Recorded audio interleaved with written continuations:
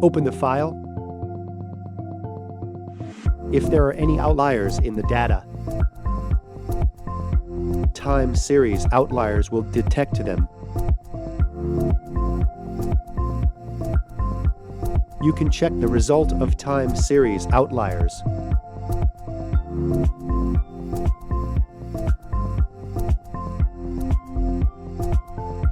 The data should be converted into time series form by using Convert Time Series.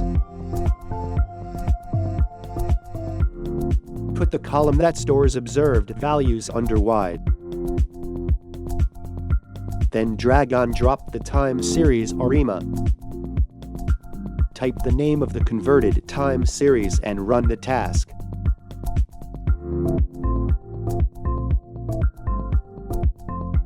The results are on the workflow result.